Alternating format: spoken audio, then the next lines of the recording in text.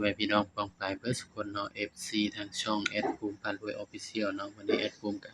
สิมาตามแนวทางให้พี่น้องคือเก่าเนาะสำหรับเปิดรับพัฒนาเนาะครับเนาะของงวดวันที่23เดือน3 69เนาะพี่น้องเนาะเบิ่งผลมันออกนำกันเนาะข้างบน101ข้างล่างออก31โอ้ยพี่น้องเอ้ย14 17 18 19เนาะเสียดายพี่น้องเอ้ยเข้าแต่เด่นเข้าแต่ตัวเด่นเนาะพี่น้องเนาะแต่ว่าเจาะบ่เข้าพี่น้องเอ้ยนี่เสียดายเนาะครับเนาะนี่14 17 18 19เนาะเสียดายเนาะครับเนาะเพราะฉะนั้นก็ไปกันต่อเนาะครับพี่น้องเนาะงวดวันที่25เด้อพี่น้องเด้อบัดนี้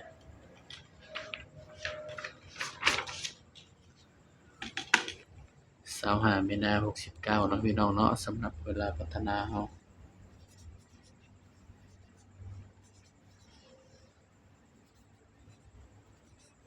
ไผเป็นสายรูดสายวิ่งก็คงสิปังเนาะพี่น้องเนาะมื้อนี้เด่น1กับ2เนาะเข้าแต่1เนาะแต่ว่าเจาะบ่เข้าเนาะพี่น้องเนาะเสียดายบ่พี่น้องหรือว่าคนละคลิปกันบ่หรือว่าคนละใบกันบ่เนาะ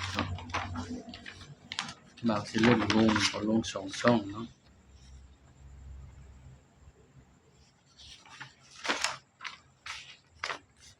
ถ้าว่าคนละใบก็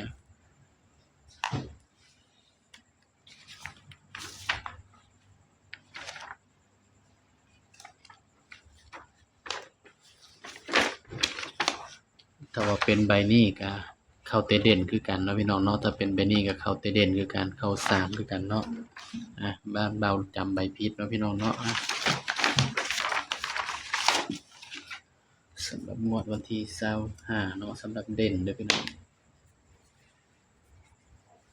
สำหรับเด่นเนาะให้เด่น4กับ5เด้อพี่น้องเด้อนี่เด่น4กับ5เด้อพี่น้องเนาะสำหรับงวดวันที่25เนาะเด่น4กับ5พี่น้องบัดนี้ก็มาจับคู่นำกันเนาะครับเนาะสำหรับ4 46 47